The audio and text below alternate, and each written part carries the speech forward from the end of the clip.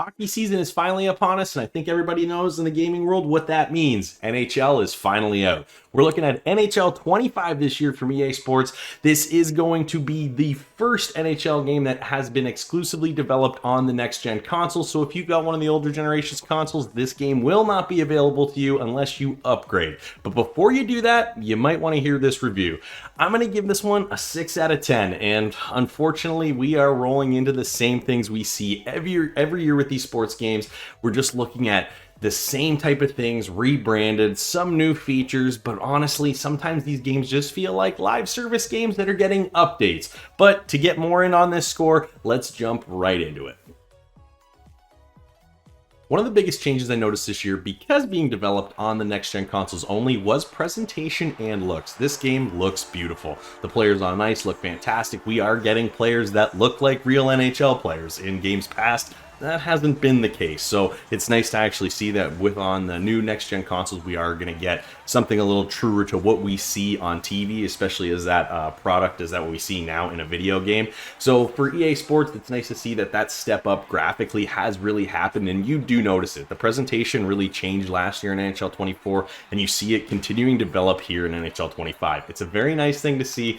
But looks aren't everything, folks. There are some new mechanics. This year's kind of buzzword mechanic is called Ice-Q Intelligence. This is kind of a three-part system, and it's starting off with this new enhanced AI system as far as what the CPUs are going to be like in this game. And they simulate more like what real players do as far as the decisions they make. Years past, that hasn't been the case. They are trying to bring it more to a simulation and as realistic as we can get as far as playing a hockey game on a console. And for us, it's always been a challenge, but I think this year EA is taking the right steps to try to make that happen. Yes, the AI are still going to make bonehead decisions, but at the same time, I have noticed they are tending to be in the right places at the right times when you want to be more often than not. So that is an improvement as far as I can tell. And kind of a few of the other stages that go along with that is the new vision control system. Vision control has been in the game for a while, but it hasn't always worked the way you want it to. That's usually where you're holding the left trigger, and that essentially positions your player to always be facing the net, and depending on which direction you're skating or where you're at, your body kind of skates in a certain kind of way. NHL 24, it was still fairly linear,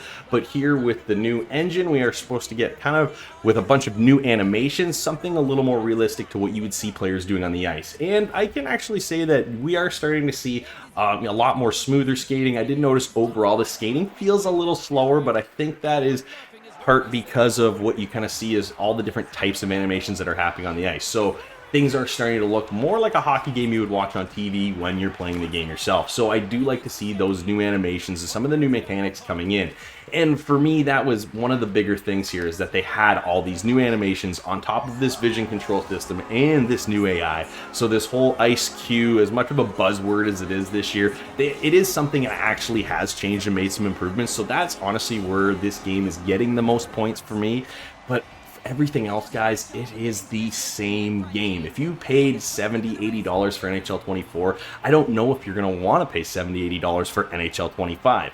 That being said, if you haven't played this game in, say, 3 or 4, maybe even 5 years or more, you're going to enjoy jumping into this game. They've made a lot of changes. The game looks great. It plays really nice. Some of the big things for me, I'm a big franchise guy. They revamped the entire menu system there, and it looks really good. You access a lot of information from the main franchise hub, which used to be kind of a whole series of menus you have to pick and choose between to try to find the things, to complete certain tasks or whatever you're doing in franchise mode. It was just very buried. It took a long time. Now they've really streamlined that. It seems way more efficient. And for all you HUT players, we are getting a new wildcard game mode. If you're not really interested in Hockey Ultimate Team, this might not be what wants to draw you in, but if you do like HUT, this is actually a mode I really did enjoy. You jump in, and there's some kind of parameters as far as the team you draft and build to compete with. So there's salary cap, there's certain players you can choose, certain players that are already on your team that you can't change from. So you're looking to match up synergies and things like that. So for you HUT demons, I think you guys are really going to like this game mode. It's really fun, casual. You can jump in and out.